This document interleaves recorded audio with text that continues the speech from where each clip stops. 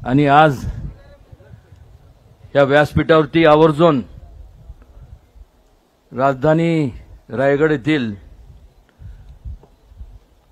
345व्या पुण्यतिथी निमित्त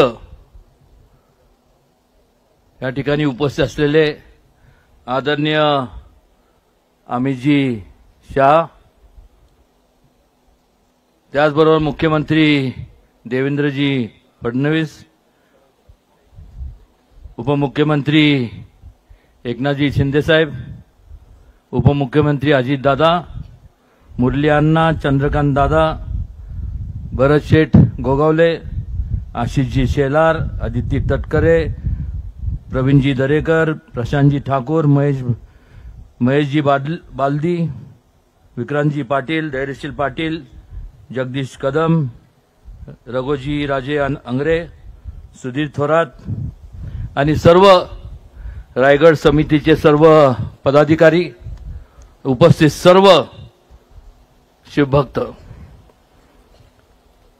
सर्वप्रथम या ठिकाणी आज एका थोर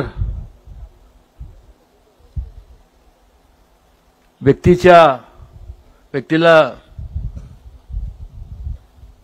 नतमस्तक होण्याकरता आपण या ठिकाणी उपस्थित राहिलोय।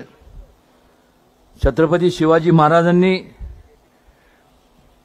त्या काळात एक विचार दिला होता, समतेचा दिला होता, सर्वधर्म समभावाचा दिला होता। एकमेव असा एक राजा होऊन गेला, एक व्यक्ती होऊन गेला, एक युगपुरुष होऊन गेला की ज्यांनी नेहमीच दुसऱ्यांचा विचार केला, आयुष्य दुसऱ्या लोकांकरता वेचलं।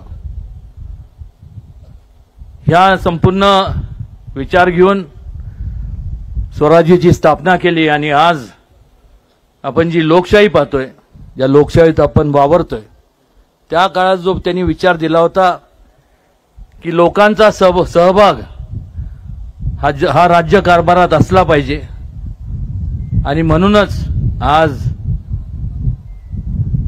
जी लोकशाही आपण पाहतोय त्याचा मूळ पाया जर कोणी रचला असेल तर छत्रपती शिवाजी महाराजांनी। पण मात्र अनेकदा आपण पाहतो, म्हणण्यापेक्षा अलीकडच्या काळात त्यात वाढ झालेली पाहायला मिळते। ज्या छत्रपती शिवाजी महाराजांनी स्वतःचं आयुष्यातला प्रत्येक क्षण लोकांसाठी वेचला, त्यांच्या हितासाठी वेचला, आज त्यांचा अवमान केला जातो आणि त्यामुळे आज या ठिकाणी आदरणीय अमितजींना आणि देवेंद्रजींना मी सगळ्या महाराष्ट्राच्या वतीने, देशाच्या वतीने, सर्व शिवभक्ताच्या वतीने एक 4-5च मागण्या करणार आहे। पहिली मागणी म्हणजे की महाराजांच्या बाबतीत, महाजिजाऊंच्या बाबतीत आणि संभाजी महाराजांच्या बाबतीत एक कायदा करण्यात यावा, तो सुद्धा कॉग्निझेबल, नॉन बेलेबल आणि किमान 10 वर्ष त्याला बेल मिळाली नाही पाहिजे।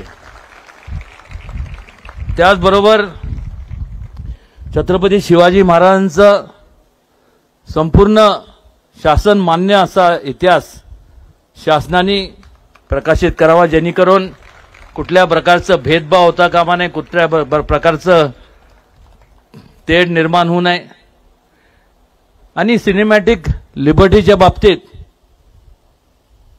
एक सेन्सर बोर्डची स्थापना करण्यात यावी, जेणेकरून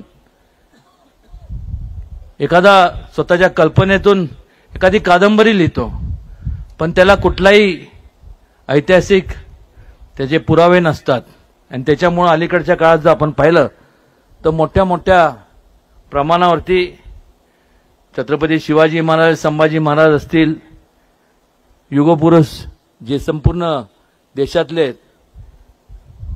या सगळ्यांच्या बाबतीत गैरसमज निर्माण समाजात होतो आणि त्यामुळे एक सेन्सर बोर्डची स्थापना करण्यात यावी।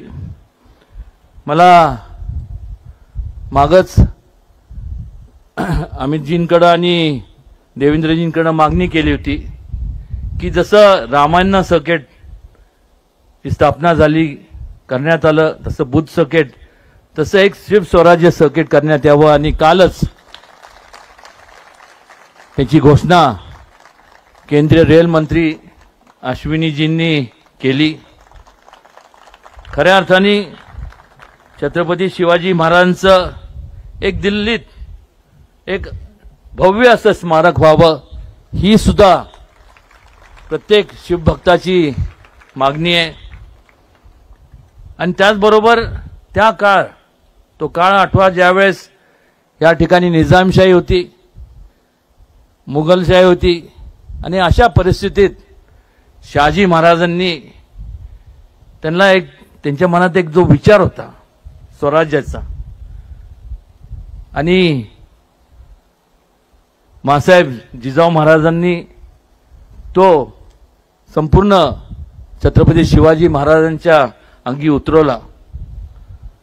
त्यामुळे त्यांची जी होतगिरीला, शहाजीराजेंची होतगिरीला जी समाधी आहे दावणगिरी जिल्ह्यामध्ये, जी आर्किओलॉजिकल डिपार्टमेंटच्या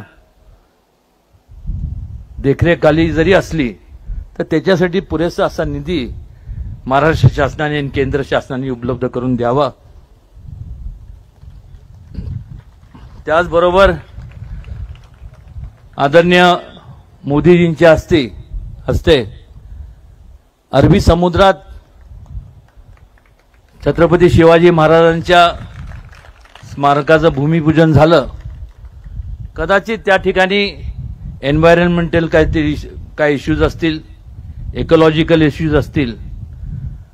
मी देवेंद्रजींशी कानावर घातलंय आणि एक मागणी आहे की ज्या छत्रपती शिवाजी महाराजांचं केंद्रात तर झालंच पाहिजे, पण महाराष्ट्रात देखील आज गव्हर्नर हाऊसच्या ठिकाणी जवळपास 48 एकर जागा आहे अरबी समुद्राला लागून, त्या ठिकाणी व्हावं असं अनेकांची मागणी आहे.